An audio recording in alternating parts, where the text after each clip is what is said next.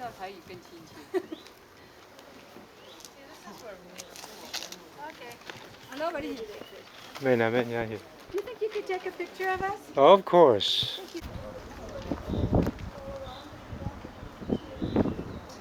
这是在另外一个城堡。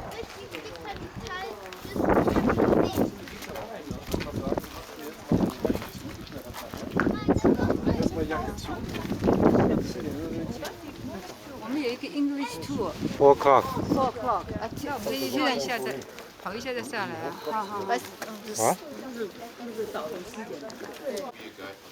next hour. And at first I have to introduce you to the key.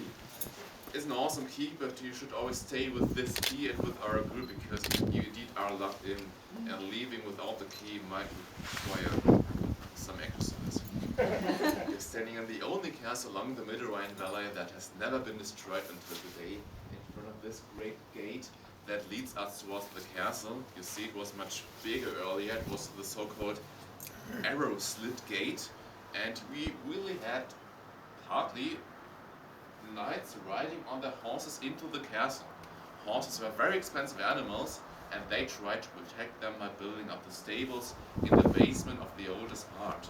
So they really had to climb up the whole hill to get to their shelter. Shortly, they had a roughly short life. Before we're going upstairs, a few words about that thing popping out of the wall, the so-called matriculation. At its bottom there are wooden floorboards.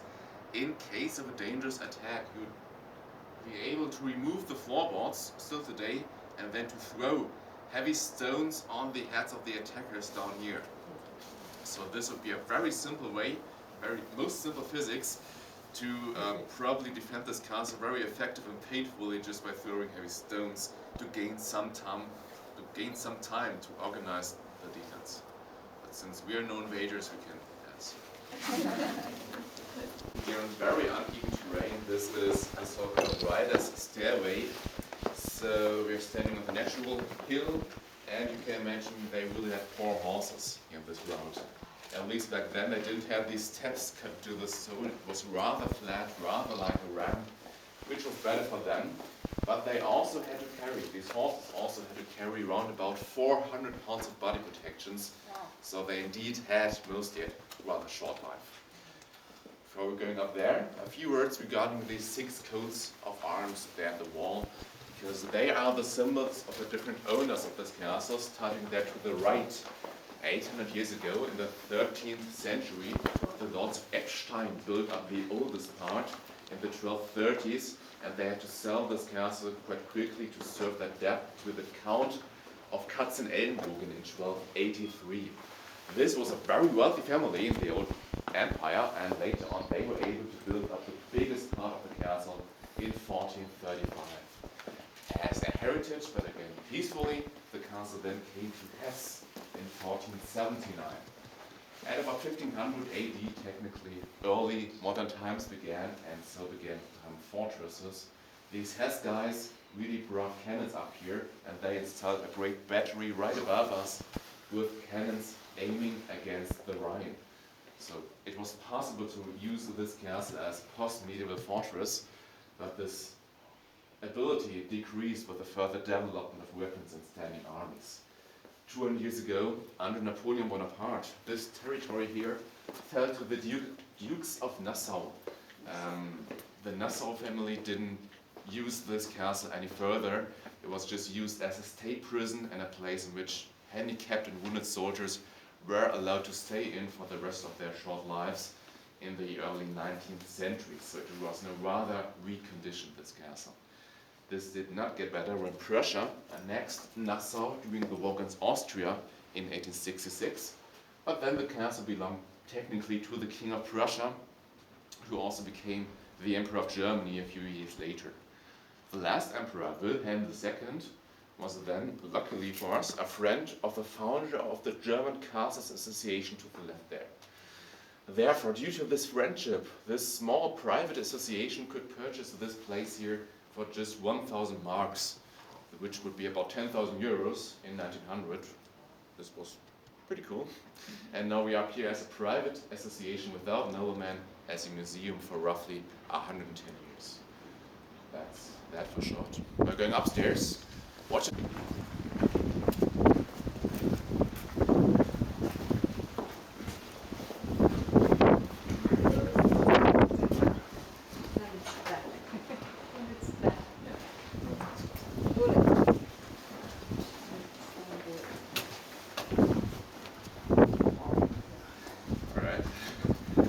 Here we have arrived at the so-called Great Battery. This whole construction is about 400 years old in here. The cannons are quite young ones. They are so-called Vorderlader muzzleloaders of the early 19th century.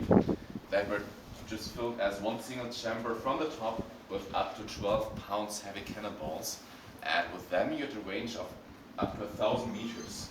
So you could reach the other side of the valley and defend our castle till there, in theory. To be quite honest, this castle indeed probably was never that important that a hostile army seriously tried to destroy it.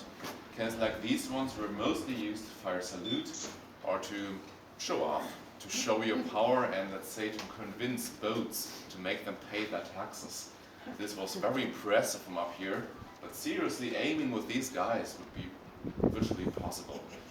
You could have the right amount of gunpowder and you just hoped that the cannonball would drop at the correct spot into the river, but hitting a small boat was just bad. Today we have a wonderful view from up here. We're getting outside down to the garden. Afterwards we will be entering the core with the wine cellar. Let's go to the sunshine.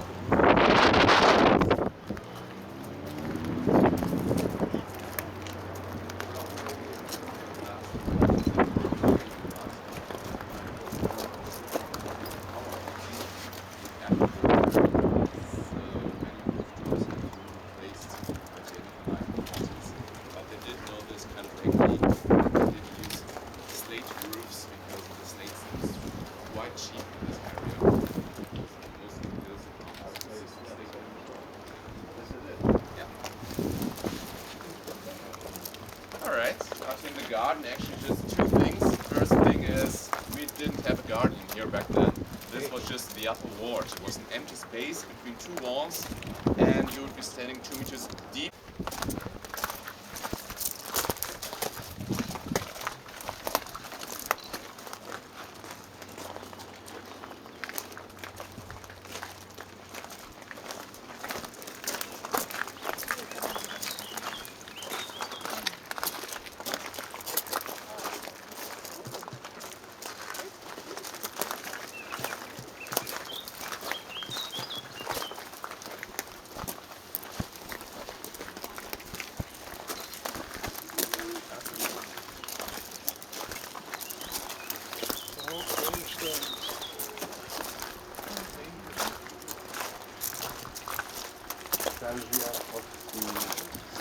Down there.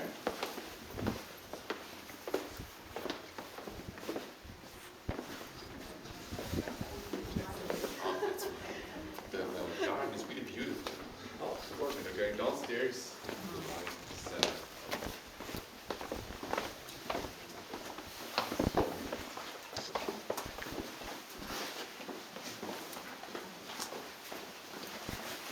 It's so dark in here.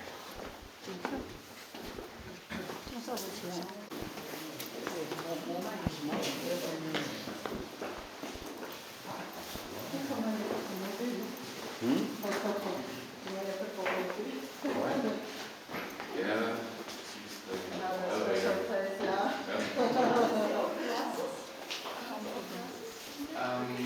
Not originally from the Middle Ages. Most of the furniture you can see in here is not the medieval furniture from this castle. Most of the original furniture was brought away by the Prussians before Napoleon.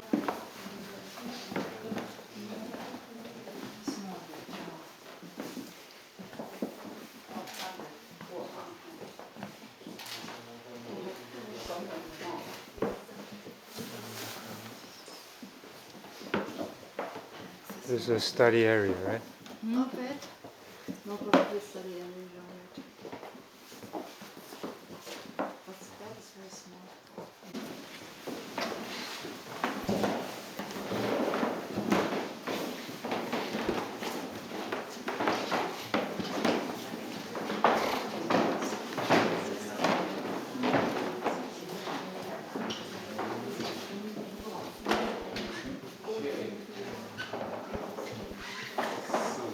This great hall had to be very representative. Noblemen who spent some days or weeks in here. They are not original. The plaster and the paint had just been dropped, had just fallen off the wall 100 years ago, so they had to be restored. They should look quite authentically, but the only one of whom we do know some written records is St. Mark above the window, because this castle and the chapel got dedicated to him. Do have some, he was mentioned a couple of times in the records about this castle, and it was named after him about 4. There's one advice, it's not getting more narrow, it's just going clockwise because the fences can become anti-clockwise with the saw to the right.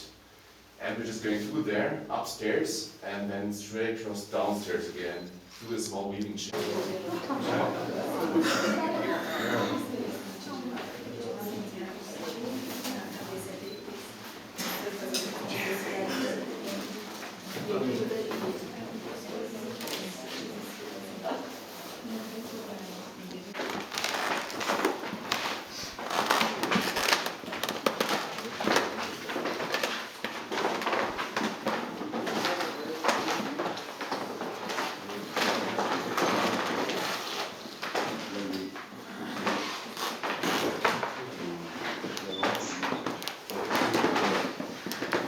Yeah, just to repeat that, over there we did not have back then weavery that would be very expensive at the top of the hill.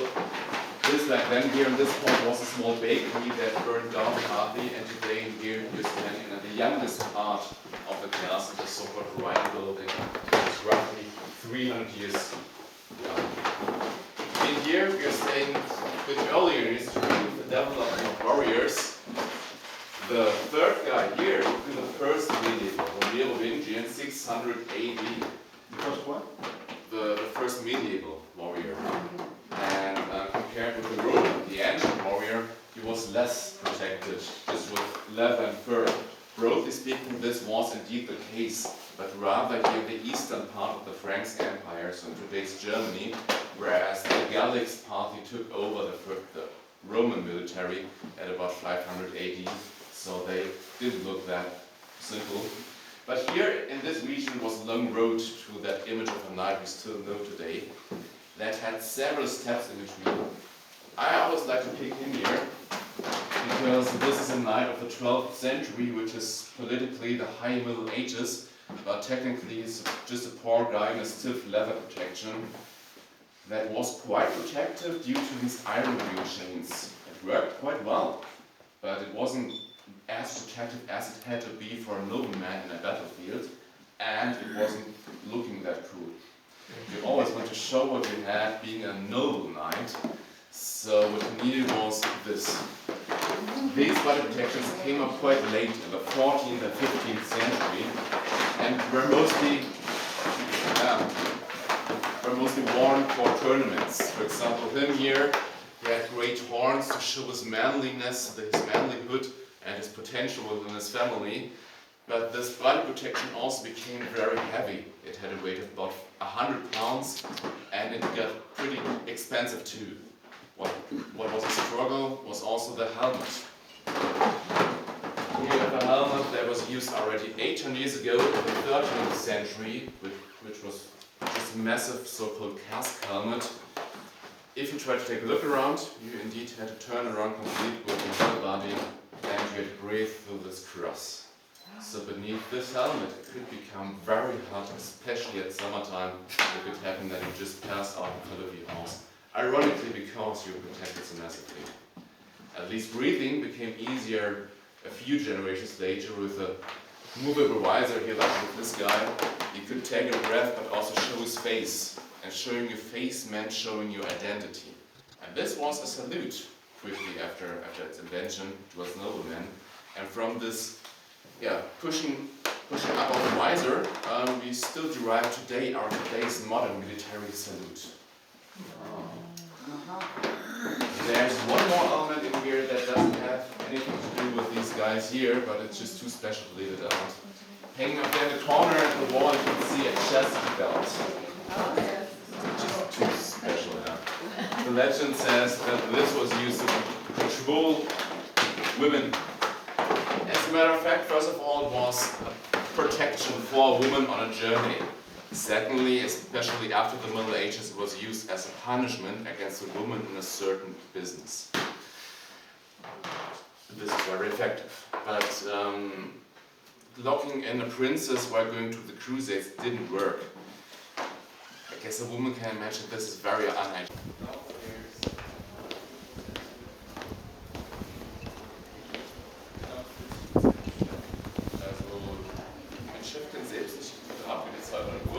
Aber ein Großteil, also der größere Teil der Burg ist entweder bewohnt von ihm und seiner Familie oder bewusst drin von einer Wohnvereinigung oder es sind wirklich kleine Kammer. Zum Beispiel beim Turm ist es nicht begehbar, weil das 2 Meter nach dem Bau ist. Wird nicht funktionieren. We're going there into the porch chamber. Porch.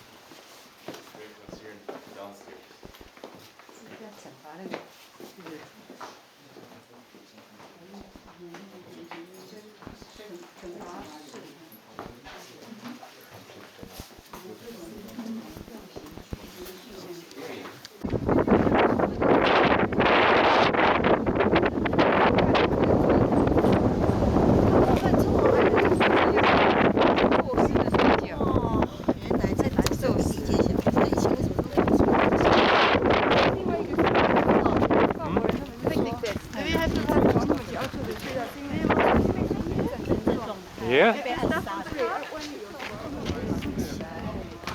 think we better go home and cook. 可是也没有水啊，出来就继续吃。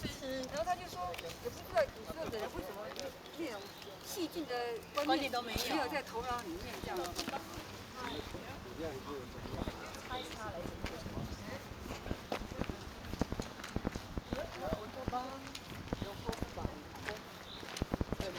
Castle.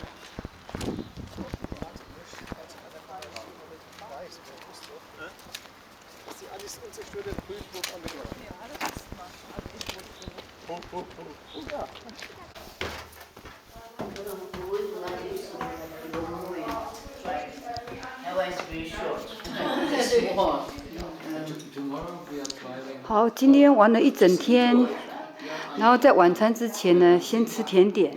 这些甜点是德国太太跟德国先生提供的。那我不敢喝咖啡，我就喝蜜寿汤。 and so I think we should not stay then inside the shops when it's so nice weather. So we maybe better switch. 然后这2个可怜的女士在准备给大家的早餐。OK， 这些都是我们买的食材。Christy said we are. Two poor lady have to prepare dinner. Okay. 你都不懂我。So enjoy the cake. Okay, I will. Even I have a big tummy. Yeah. 好，我们现在在帮忙削芦笋。这个时候是德国白芦笋的旺产期，可是也不便宜哦。那我们都不是白痴啊，我们有做工。好，他们负责削皮，我负责录影。你负责吃。他说买这样第一大包多少钱呢？他说也差不多800块嘛。800块台币。啊，这一包800块台币。不一捆呢。全部了。我说嘛。谁用这个？1、2、3、4、5。没有，我就用这个。他这个他拿去了啦。他拿，我拿去了。Yeah. The store. I always say, don't buy this, don't buy that. Yeah. I don't like that. So the plastic won't burn in the oven? It's a special plastic. Special, oh. It's a plastic here. Well, it's 你要闻这个 celery 的，这是 celery 头很香。Okay. this is extra for baking. Yeah. Oh, maybe we should buy some back You home. can, but I think you can get it at home too. Don't you In think? Houston? No, I never seen this. Yeah. Okay. Okay, 辛苦了哈。 Your market should have this, but you don't know. No. Yeah, maybe I think so. Okay. Because Thomas, it's well, for the asparagus cleaner. Thank you. Okay, thanks.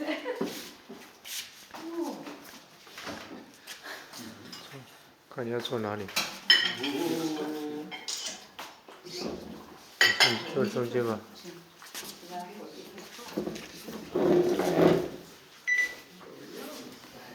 你这个还有亮，为什么都不亮？对啊，他自己删。 This is a Sunday dinner. Yeah. Yeah, it's So a do you Sunday. know